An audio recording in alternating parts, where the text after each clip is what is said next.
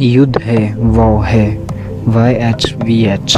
सलाम शलोम खुदा कद्दूस की सलामती आपके साथ हो। मैं आपका दोस्त आपका होस्ट आमिर जॉन आज आपकी खिदमत में एक बार फिर से हाजिर हूँ और आज हम वर्ड के बारे में सीखेंगे। बाइबल मुकद्दस हमें बताती है कि हमें अपने खुदा का खौफ मानना है और उसके नाम को भी मानना है। मलकाए 3:16 के अंदर हम देखते हैं, वजह होकर सुना और उनके लिए जो खुदावन से डरते और उसके नाम को याद करते थे उसके हुजूर यादगार का दफ्तर लिखा गया।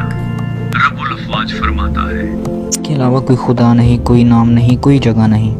और जब भी ये लफ्ज़ आया है, खुदा का नाम आया है, तो वहाँ पर लफ्ज़ जो है वो लॉर्ड आया है इंग्लिश ट्रांसलेशन में। बाइबल में किसी भी जगह पर जो है वह हमें ऐसा नहीं मिलता कि हमें उसका नाम जो है छुपाना चाहिए।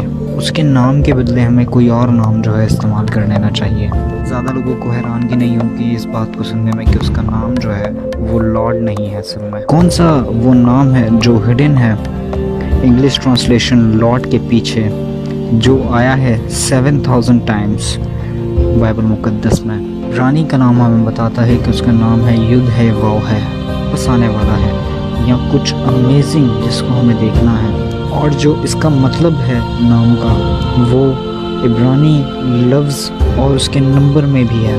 आइए देखते हैं इन 4 लफ्ज़ों की तस्वीरों को भी इनके साथ। युद्ध की तस्वीर जो है वो एक हाथ की है, एक हाथ जो कि एक बड़े काम को जो है वो अंजाम देता है। एक ही तस्वीर जो है एक ऐसे इंसान ही की है जो अपना हाथों को जो है आसमान की तरफ उठाए हुए है, जिसका मतलब है कुछ रिवील करने वाला या कुछ देखना।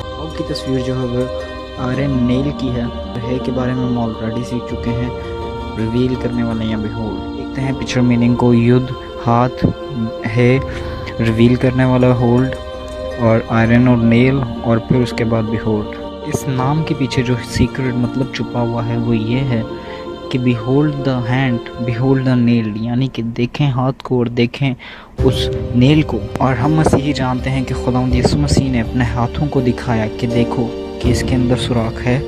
इस तरह से ये जो सीक्रेट है युद्ध है वाव है का, वो सोल्व हो जाता है जब हम खुदावंद यीशु मसीह की ज़िंदगी के ऊपर तवज्जो करते हैं। इसके अलावा खुदावंद यीशु मसीह की सलीब के ऊपर जो तख्ती लगाई गई उस पर भी युद्ध है वाव है भी लिखा गया था।